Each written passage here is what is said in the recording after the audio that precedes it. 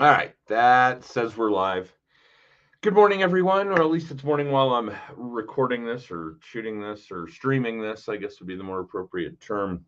And you guys have probably gotten used to the fact that we do a live video subsequent to our blog post coming out. Some of the things you may not be used to are Adam wearing glasses, which is a relatively new twist. I did see the optometrist, and I was tired of looking at the food labels because I'm also on a diet and not being able to see the food labels. Neither here nor there. The optometrist says to me, "Your eyes are healthy beyond your years. You just have a lot of years." So, yeah, there's that. In any case, let's get on to the blog post.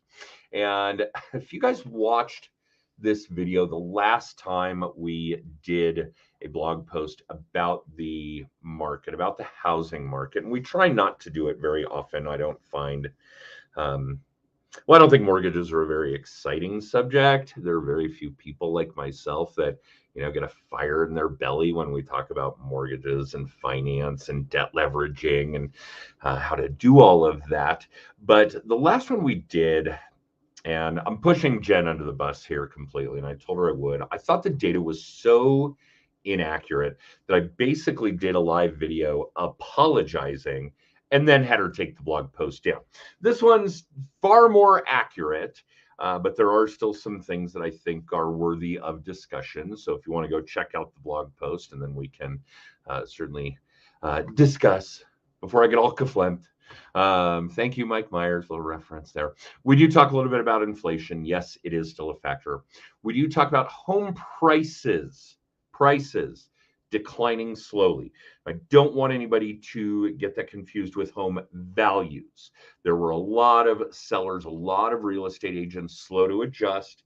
We had seen price reductions. Now we're starting to ramp up again for spring and summer, and we're starting to see bidding wars and multiple offers. I had a client lose out 75 grand over ask, 14 offers, and it ended up going, I think the ask was 1.1 million and the contract went at 1.3 million.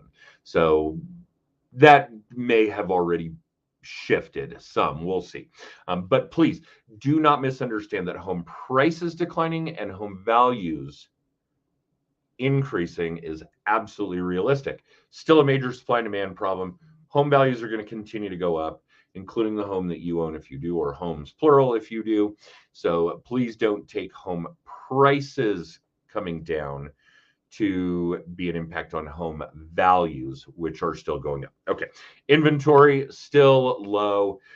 We were down around like 1,000 properties at the very worst part over the course of the pandemic in the 7 counties that make up the Denver metro area.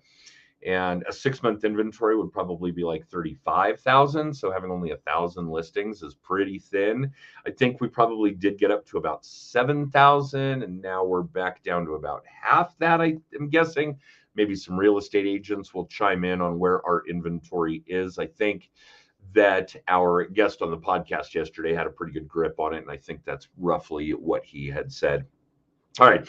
So inventory is still an issue. Is there a crash coming is the next subject. And I can't imagine. I mean, I'm certainly not the talking head leading expert that we rely on for that kind of data. But with a supply and demand problem like this, we only have 3,500 listings. We need 35,000 to have a balanced market, not a buyer's market, a balanced market.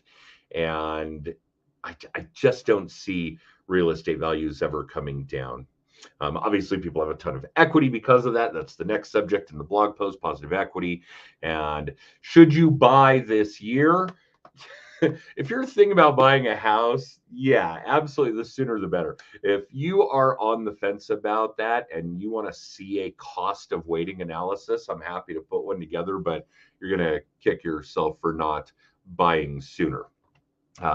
So yes, the last subject, sellers do still have the upper hand. It seems like it may get that way even more so through the remainder of spring and summer of this year. We'll see. And then a few final thoughts. So go read the blog post for yourself. It's on our website at corefinancegroup.com. You can get it and all other kinds of goodies about us by using our text code. You can text CORE to 63566. This is a really long video for me, but I do think it's important content. So hopefully that was helpful to some of you. And we're certainly always happy to discuss any of this kind of content. This is the thing that does like that fire in our bellies. So that's it. Have a great day. Thanks for watching. Thanks for subscribing. And thank you for your patronage. Really, that post only goes out to people that are clients, leads, advocates of the Colorado Real Estate Finance Group. And it means a lot to us. You guys have a good one. We'll see you next time.